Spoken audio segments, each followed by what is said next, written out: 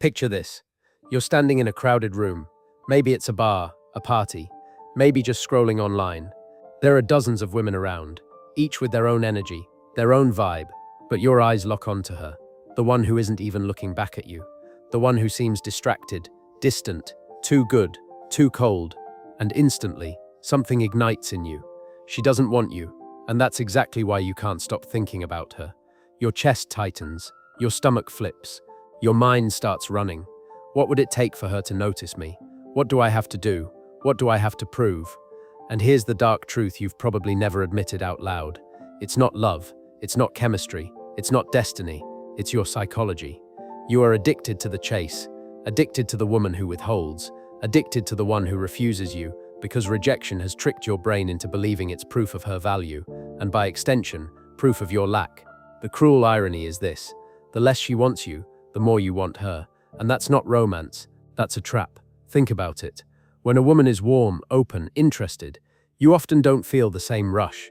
There's no spark in your chest, no obsessive craving, no night spent staring at the ceiling, imagining what you could do to win her over. Instead, you feel calm, maybe even bored. But when she pulls away, when she rolls her eyes, when she texts back slow or not at all, suddenly she becomes the center of your universe.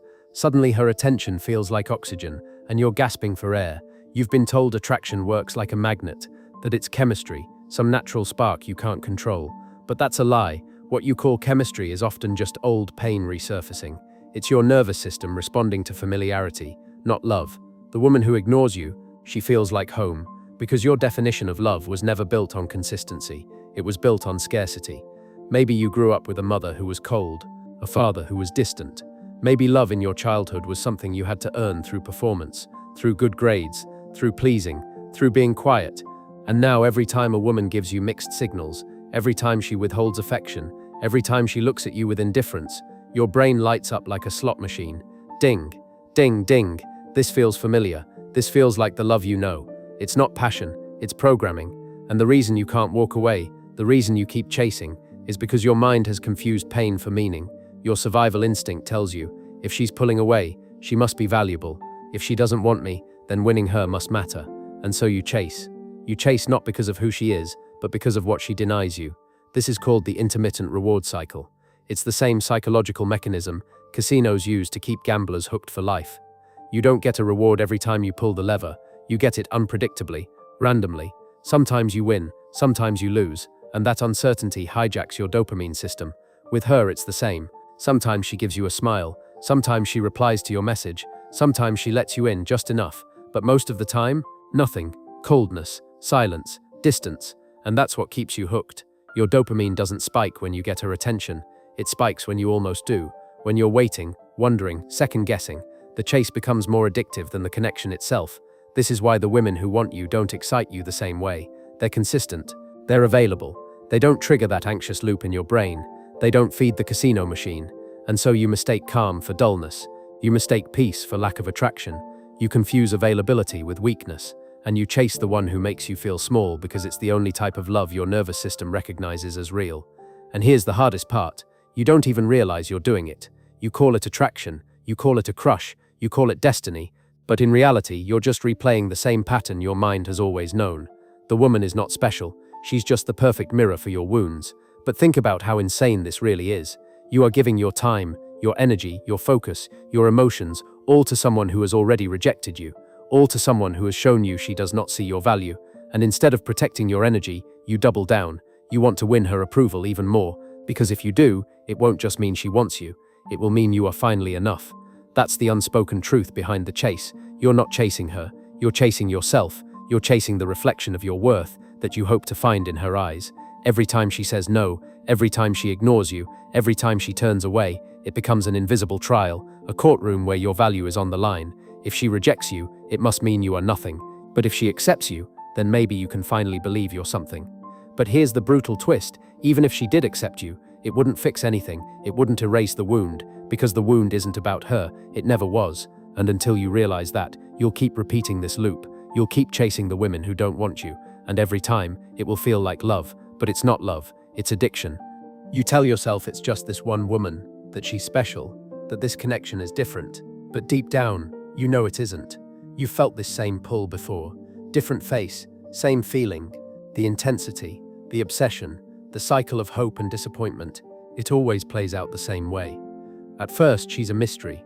You're drawn to her silence, her distance, the way she doesn't try to impress you. That aloofness makes her seem powerful. You start imagining stories. She must have options. She's hard to get.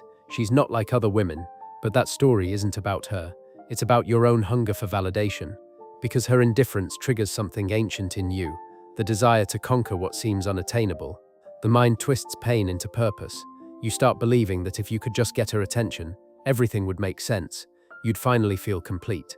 So you try harder. You send the perfect text. You say the right thing. You show up as the version of yourself you think she'd admire. But the more effort you put in, the colder she becomes.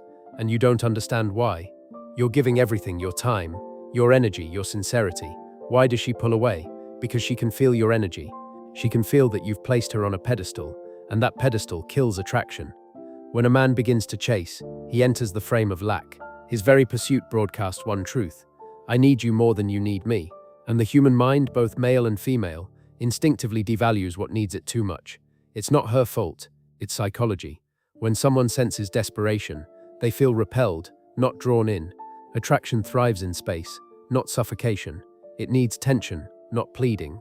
You think effort equals value, but in psychology, effort only creates attraction when it comes from abundance, when it feels like a choice, not a necessity. And this is where most men destroy themselves. They confuse persistence with power. They think chasing harder will win her respect, when in reality, it only confirms her superiority. She doesn't see your devotion as noble, she sees it as weakness. Because deep down, people don't value what's easy to control. You've entered her frame, and the moment you did, you lost your own. This is the frame of value, and it governs every human interaction, especially romantic ones. The one who sets the frame defines the value, and the one who chases accepts the other's terms. She's not rejecting you out of cruelty. She's rejecting the version of you that has surrendered his self-respect, the version that believes love must be earned. And here's the paradox. The moment you stop chasing, everything shifts. Because when you no longer try to convince someone to want you, you regain the one thing that truly creates attraction: self-respect. Women don't fall for the man who begs to be chosen. They fall for the man who already has a life that matters, with or without them. But your mind resists this. It whispers, if I stop trying, I'll lose her. That's the voice of fear, the same fear that kept you chasing love your entire life. Fear of abandonment, fear of being unseen, fear that without her validation you'll disappear. And that's the real wound. You're not afraid of losing her. You're afraid of facing yourself without the distraction of chasing someone else. Because chasing gives you a purpose. It gives you something to fix, something to strive for, something that keeps your mind busy. When you're chasing, you don't have to sit in the silence of your own insecurity. You don't have to face the truth that maybe you don't even like yourself that much. So the chase becomes an identity. You call it passion, but it's self-avoidance. You call it love, but it's fear in disguise. And every time you lose yourself in it, your power fades. You stop focusing on your mission. You stop growing. You start shrinking to fit her approval. Your masculinity turns into performance, a constant attempt to be impressive, clever, desirable. But desire built on insecurity is always fragile, because if you need her to validate your worth, she becomes your master, and you, her slave. It's not about dominance, it's about polarity. Attraction happens when two people hold their power, when both bring their own fullness to the table. But when you chase, you abandon your own energy to orbit hers, and she feels it, instinctively. That's why she pulls away. Not because she hates you, but because you've stopped being magnetic. You've stopped being mysterious. You've stopped being you. You've replaced confidence with craving, and craving is the opposite of attraction.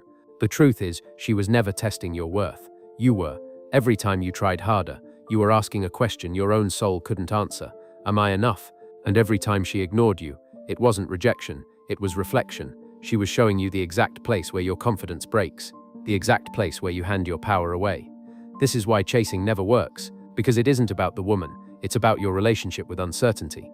You can't stand not knowing how she feels. You can't tolerate the idea that she might not care. And so you try to control the outcome through effort, logic, and persistence.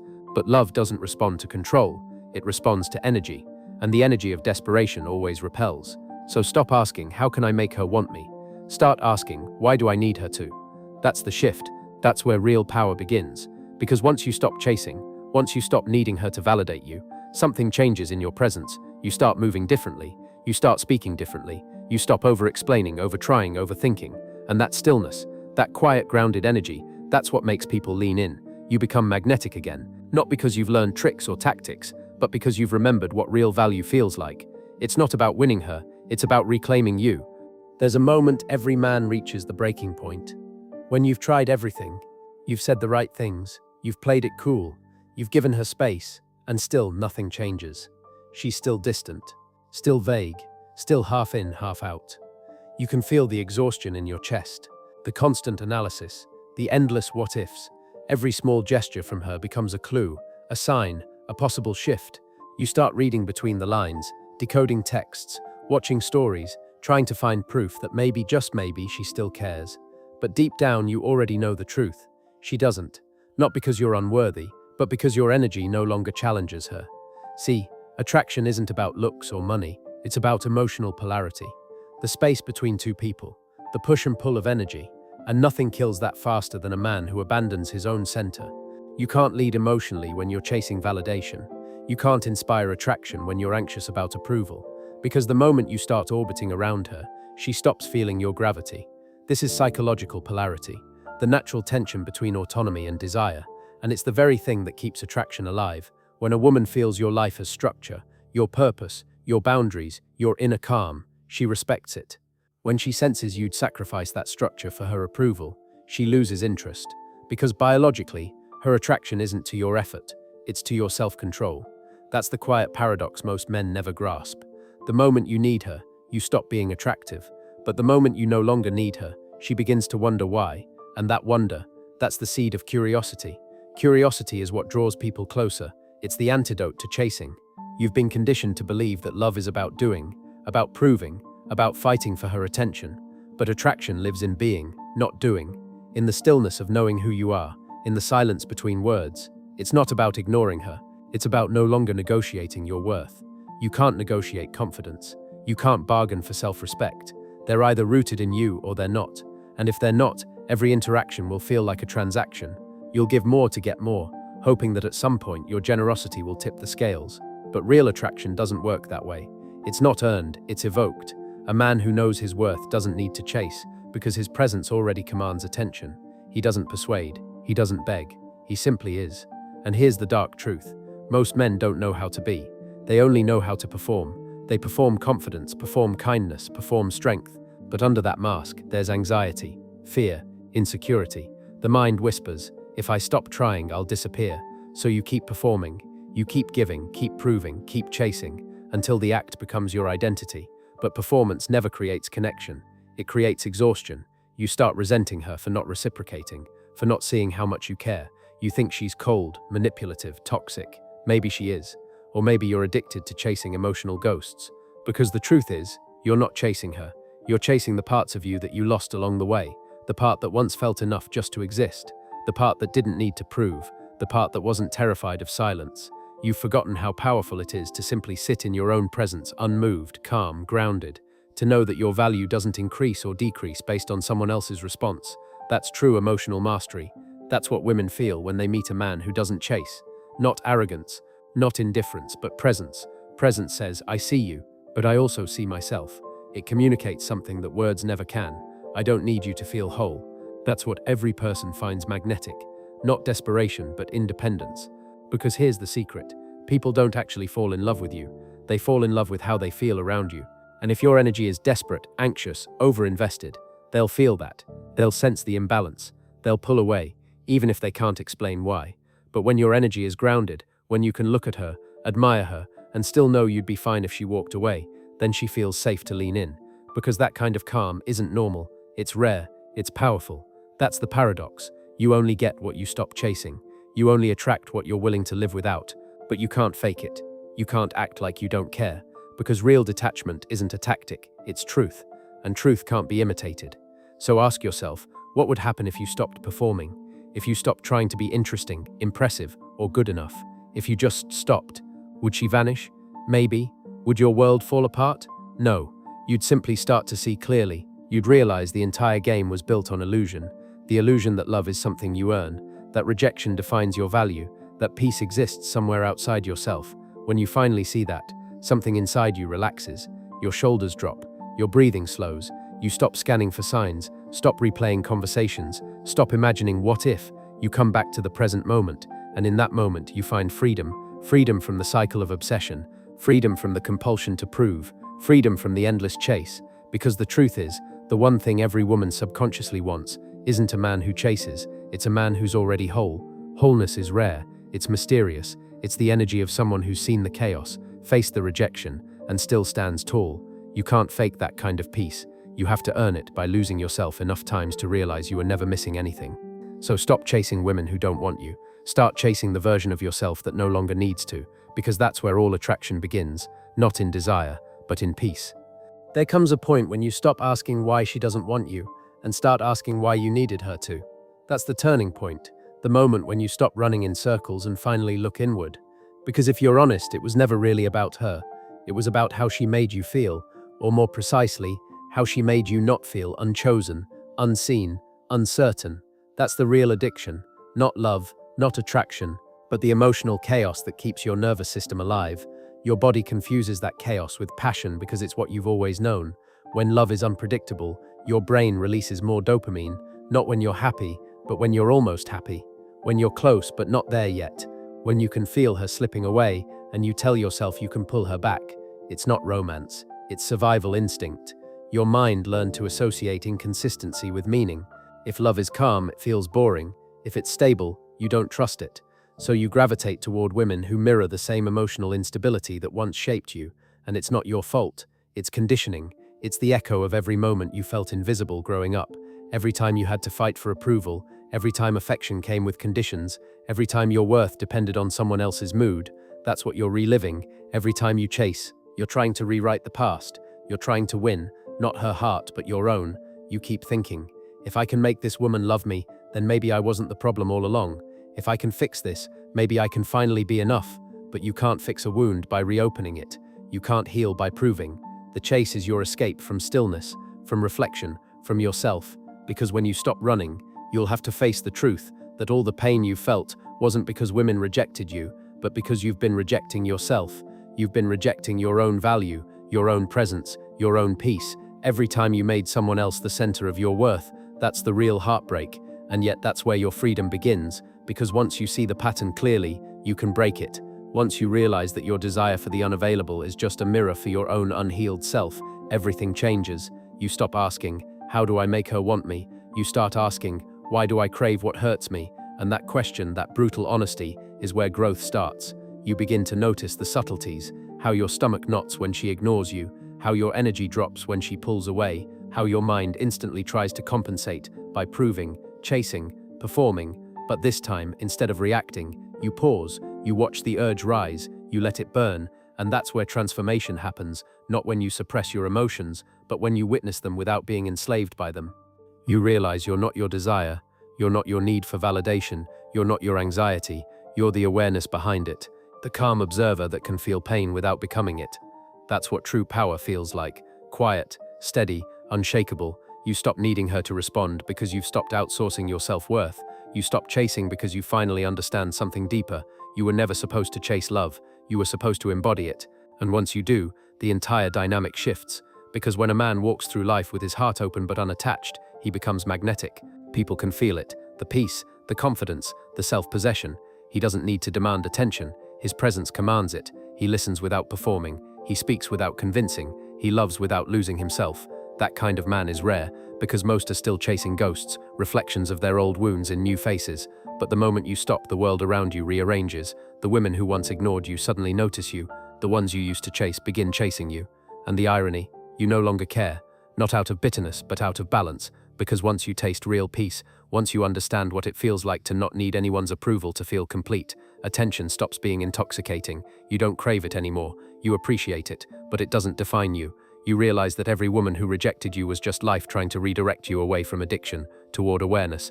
Each rejection was an invitation to return home to yourself, and you start to see how every chase, every heartbreak, every unanswered text was never punishment. It was training. It was your evolution. Because life will keep showing you the same lesson until you finally learn it. You can't be loved properly until you stop trying to earn love, and when you stop, Everything softens, the mind quiets, the need dissolves, and for the first time, you feel what real strength is, not control, not dominance, not indifference, but peace. Peace doesn't chase, it attracts, it doesn't beg, it invites, it doesn't prove, it simply is, and the moment you embody that peace, you realize something profound. You were never chasing women, you were chasing the parts of yourself you lost in the process.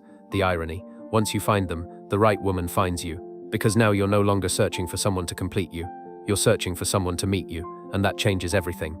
You reach a point where everything slows down, the noise fades, the obsession quiets. You stop checking your phone, you stop waiting for replies, you stop trying to decode every silence. For the first time, you don't feel the pull, you just feel still, and it's almost unsettling, because that stillness feels foreign, like stepping into a room you've never been in before. But that's where truth lives, that's where the healing begins, because in that silence, you realize something you've been avoiding your entire life. It was never about her, it was always about you, your need to be seen, to be chosen, to be enough. You chased women who didn't want you, because deep down you didn't fully want yourself. You kept trying to earn love because a part of you still believed you had to. You thought desire was proof of value, attention was evidence of worth, and rejection was a sign of failure. But that's the illusion, the game your mind plays to keep your wounds alive. The truth is simpler and much darker. You chase women who don't want you because you fear the women who do. You fear being seen too clearly, because if someone loves you for who you really are, without the chase, without the struggle, you'll have nowhere to hide. You won't be able to distract yourself with the fantasy of becoming enough. You'll have to face the quiet, ordinary, unfiltered reality of yourself. And that's terrifying, isn't it? Because deep down, you've confused love with chaos. You've mistaken stability for boredom. You think peace means something's missing. But peace isn't the absence of excitement. It's the absence of fear. The fear of not being chosen. The fear of being ordinary. The fear of being alone. When that fear dies, attraction changes. You stop craving intensity and start craving honesty. You stop wanting women who test you and start noticing women who respect you. You stop measuring your worth by how hard you have to fight for someone's attention and start realizing that real connection doesn't require a battle. You finally understand that love isn't earned through pain, it's recognized through peace. And once you get that, your whole energy shifts. You start walking differently. You start speaking differently. You stop chasing, not because you've given up, but because you've woken up. You realize that the chase was never about desire, it was about distraction. It kept you busy. It kept you from sitting still long enough to confront the emptiness you carried. But now you can sit in it. You can feel it fully without trying to escape it. That's emotional maturity. That's what every man secretly searches for. But few ever find the ability to stay grounded in yourself, even when someone walks away. That's confidence that can't be faked because it's not built on outcome. It's built on truth. You stop asking, what did I do wrong? You start asking, what part of me still believes I need to prove my worth? That question changes your entire life. It cuts through the illusions. It makes rejection lose its sting. Because once you see rejection for what it really is, a mirror showing you where you've abandoned yourself, it stops feeling personal. It becomes data, feedback, direction. You stop fighting reality and start listening to it. You start seeing how everything that once hurt you was pointing you home. The women who ignored you were teaching you presence. The ones who left were teaching you detachment. The ones who strung you along were teaching you boundaries. Every heartbreak, every chase, every failure, it was never punishment. It was preparation, preparing you to stop needing love and start being love. Because when you finally learn to hold yourself the way you once wanted to be held by others, you become untouchable, not cold, not closed, just unshakably whole. You can love without losing yourself. You can connect without clinging. You can desire without dependency. And that's when everything you once chased starts moving toward you. Because energy doesn't lie. When you stop vibrating in scarcity, you attract abundance. When you stop begging to be seen, people notice you naturally. When you stop proving your worth, the right ones feel it without words. That's the paradox. What you once chased runs to you the moment you no longer need it. Because need repels, wholeness attracts. Every time you wanted her to fill a void, life was showing you that the void was yours to fill. Every time you tried to make someone stay, life was teaching you that peace doesn't depend on who leaves. You begin to see the whole pattern for what it is, a test of awareness. The chase ends the moment you realize you've been running after your own shadow, and now you're done running. You can finally breathe. You can look at her, the one who didn't want you, and feel nothing but gratitude, because she showed you your own reflection. She showed you what parts of yourself were still begging to be loved, and by walking away, she forced you to find that love within. That's the real lesson. That's the dark truth beneath all of it. You never wanted her approval. You wanted your own. You never needed her attention. You needed your own awareness. You never lost her. You lost yourself every time you believed someone else could complete you. But now you're awake. You've seen the pattern. You've broken the cycle. You understand what few men ever do, that love isn't something you chase, it's something you become. When you carry peace in your presence, you don't have to convince anyone of your value. You just are. And when you walk through life with that calm, grounded energy, the world responds differently. Women sense it. People feel it. Opportunities align with it. Because the universe bends to the man who doesn't chase anything. He simply attracts what's meant for him. That's the final transformation. You no longer chase the unavailable, because you no longer crave what's missing. You no longer run from rejection, because you've made peace with imperfection. You no longer look for love in her eyes, because you've already found it in your own. And when that realization sinks in, there's nothing left to chase. There's only presence. There's only power. There's only you finally whole, finally still, finally free.